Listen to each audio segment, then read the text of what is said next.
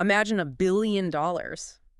Not for the latest shiny AI chatbot, or some big social network, but for organizing data. What's that about? Sounds kind of wild, right? But Yeah. it's absolutely crucial. It's really the silent force behind how AI truly learns and gets better. Welcome to the deep dive. Today, we're going to follow the money, take a journey into the world of artificial intelligence. Just looking at July 2025 alone, billions, literally billions of dollars flowed into companies that are shaping AI's future. Yeah, and we're going to unpack where all that financial energy is really going inside the AI ecosystem. Think of it like Yeah. mapping out the nervous system of this whole thing as it grows so fast. We'll look at everything from the textbooks AI learns from to us muscles, Hmm. the actual computing power, the agents that do tasks for us, and even the stuff you don't see, the infrastructure making it all work. Yeah, our mission for you, the listener, is to get past just the huge numbers. We want to understand the big ideas behind them. What's this flood of cash telling us about where AI is actually heading, and what might it mean for us? Let's start exploring. Okay, so our first stop is right at the core of AI. When we think about artificial intelligence, yeah, our minds often jump straight to those huge language models. But what about the raw materials, the fundamental building blocks that actually make them smart? Exactly. We're seeing these massive investments in what we could call AI's textbooks, the data and its muscles, the specialized computer power. It's like funding the library and the gym for this new intelligence. And here's where it gets really interesting, maybe even a bit counterintuitive. Yeah. Surge AI landed a staggering $1 billion. A billion Right. for data labeling. That feels like a huge amount for something that sounds so meticulous. Yeah. What exactly is data labeling and why is it worth so much right now? Right, so data labeling is basically this super careful process of organizing and tagging raw data. Like, imagine feeding an AI thousands of pictures, and for every single one, a person marks it, this is a cat, or that's a stop sign. You're giving the AI organized examples so it can learn patterns. Okay. And it's not just about having lots of data. It's about having really good, high-quality data. This human-curated stuff is like the bedrock for AI models to get nuance, avoid bias, and actually work reliably out in the real world.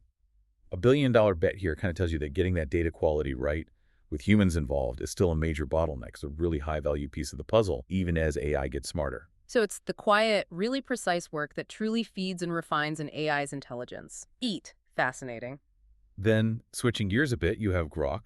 They snagged $600 million for AI computer chips. But these aren't your standard chips. They're what we call inference chips. Inference chips. Okay, and for our listener, what does inference mean in this context? What are these chips doing? So inference is when an AI model, one that's already been trained, uses what it learned to actually make a prediction or a decision. And it needs to do that really fast. Right. Inference chips are basically specialized computer hardware built just for running those AI programs quickly. It's different from the huge computer clusters used for training the AI, which is like the teaching phase. Inference chips are for the doing phase, running what the AI knows super fast and often using way less energy. Groq getting that much money shows there's huge demand for putting AI to work efficiently in real time, everywhere from your phone to massive data centers. It's all about speed and sustainability too. These seem like quite different things, carefully labeling data versus building super fast chips. What's the common thread? What connects these foundational investments? They're both core infrastructure. Really, they represent the foundational layers that let AI grow and function effectively. That makes a lot of sense. Okay, moving beyond that foundation, we're seeing AI shift from just being a tool to becoming more of a true agent, something capable of doing complex tasks on its own, sometimes with a surprising amount of autonomy. Yeah, totally. It's like upgrading from, a basic calculator to having a digital assistant that doesn't just give suggestions, but actually does stuff for you. It anticipates things. So Kuvi.ai got $700 million for something called Agentic Finance. What does that actually look like? How would that work for, say, a person or a business? Well, think of it less like your current financial advisor app that gives you tips and more like an AI financial manager. It could potentially execute trades or rebalance your portfolio or manage company expenses sort of automatically based on patterns it learns and the goals you set. Huh. Agentic finance basically means AI making smart financial decisions independently. It signals a shift, from AI just assisting us passively to becoming an active participant, especially in finance. That sounds incredibly powerful, definitely useful. But I can also imagine some businesses may be feeling a bit nervous about privacy or maybe losing control if an AI is managing spending all by itself. Mhm. How do companies like Ramp, which uses AI for spend management, how do they handle those worries? Yeah, that's a really important point. Companies like Ramp usually tackle this by focusing hard on transparency and giving users lots of control. The AI isn't meant to be some rogue agent. It's more like an intelligent layer on top of existing processes. Okay. It spots patterns, flags things that look weird in spending, maybe auto-approves small things within rules you set up. But the human oversight is still there. Crucially, the AI just takes away a ton of the manual grunt work, letting people focus on the bigger picture, the strategy, not just typing numbers. Right. That makes sense. And then in healthcare, you mentioned Ambience Healthcare, using AI to automatically write medical notes from doctor-patient talks. That sounds like it could be a massive help for doctors drowning in paperwork. Absolutely. It saves doctors so much time, lets them actually focus more on the patient in front of them instead of constantly thinking about the documentation. It's really tangible quality of life improvement for them. In Motive, applying AI in trucking, tracking vehicles, managing driver safety, that seems critical for logistics. Definitely. And then there's NAN, which helps different software apps talk to each other and work together automatically. Think of it like connecting Lego blocks of data, but intelligently automating these really complex workflows between systems that normally don't cooperate. These examples really show AI moving into more proactive roles, but beyond just automating tasks, how do they fundamentally show AI taking initiative? They highlight AI managing complex, multi-step tasks independently across different industries. Okay, let's shift focus again. How is AI directly touching our lives in more visible, maybe more personal ways? Thinking about things like creativity or even critical public services. Yeah, these are the applications where you really start to feel the immediate, tangible effects of this technology, sometimes in pretty profound ways. For example, Falves is working deep in generative AI for media. They use something called diffusion models. The fusion model. Yeah, diffusion models are basically AI systems that can create totally new media, like images, video, even music, just from a simple text description you give them. It's radically changing creative fields. Artists, designers, they can quickly try out ideas or generate completely new content at a scale that just wasn't possible before. And Carbon, that's fascinating. Using AI for emergency response, helping 911 dispatchers find callers faster, maybe sharing live video from a scene. That sounds like it could literally save lives. It really underscores the potential scale and impact, doesn't it? I mean, just thinking about AI speeding up emergency response by even a few seconds, but across millions and millions of calls, you're talking about fundamentally saving lives. Whoa. Imagine scaling that to a billion queries, or just the sheer number of lives potentially saved through faster response. That's kind of a moment of true wonder, right? A Yeah. really profound example of AI's potential positive impact. Wow. Yeah. And then Slingshot AI is looking at using AI for mental health coaching, like a personal AI guide for well-being, accessible almost anywhere. That's another very personal application. For sure. And then Ultramix uses AI to analyze heart scans, looking for early signs of heart disease. Hmm. That's incredibly vital. Catching things earlier means better outcomes for patients. These are intensely personal uses. How does AI really impact our daily lives through these kinds of innovations in creative work and critical services? From how we create art to how we manage our health, AI is deeply transforming personal experiences. Okay, finally, let's explore the areas that maybe aren't as flashy, but are just as crucial. The funding pouring into the behind-the-scenes infrastructure and the vital security that holds everything together. Yeah, this is the essential scaffolding. The unseen guardians for the whole AI world. Without this stuff working reliably and securely, none of the cool applications would function at scale. Right.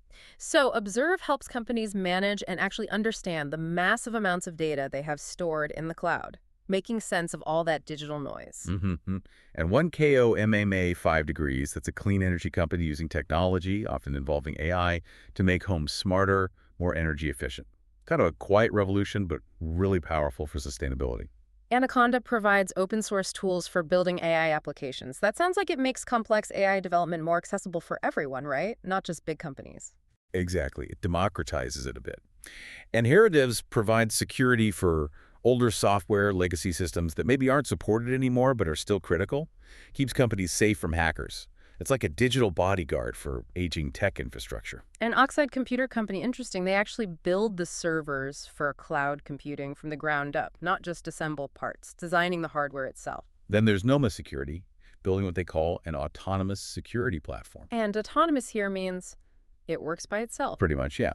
Autonomous security means AI protecting computer systems automatically without needing constant human oversight.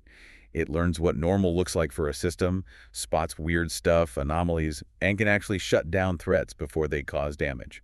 All on its own, 24/7. That seems like a massive change in how we approach cybersecurity, moving from just reacting to threats to actually predicting and stopping them proactively. Huge shift, absolutely. And then SAFE gives businesses sort of a cybersecurity credit score, helps them understand their specific risks in a clear, quantifiable way. Looking at their vulnerabilities.